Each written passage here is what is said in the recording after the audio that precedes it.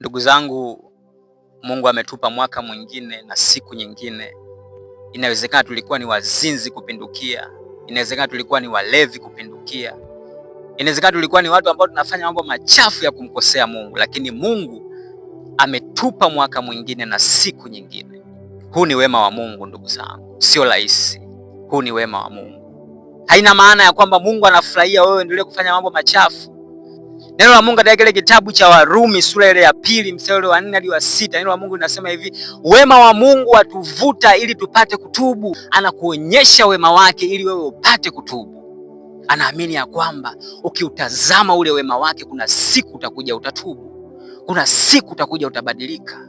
Lakini neno la Mungu linaendelea kusema ya kwamba ukiufanya moyo wako kuwa mgumu kwa kukataa kutubu, kwa kukataa kubadilika, neno la Mungu linasema unajiwekea akiba ya hasira ya Mungu kwa ajili ya ile siku ambayo Mungu ameiandaa atakayomhukumu kila mtu sawasawa na matendo yake. Ndugu zangu, hiyo siku ambayo Mungu ameiandaa, Mungu hatakuwa na huruma na mtu. Saizi tunafanya mambo machafu, saizi tunafanya mambo yasiyofaa, lakini Mungu anatuhurumia. Mungu bado anaendelea kutuonyesha wema wake. Ila hiyo siku itakapofika, ndugu zangu, Mungu hatakuwa na huruma na mtu. Ni heri ukubali sasa kutubu ndugu yangu na kubadilika. Umwamini huyu Yesu ili akusaidie uenende katika njia za kumpendeza Mungu.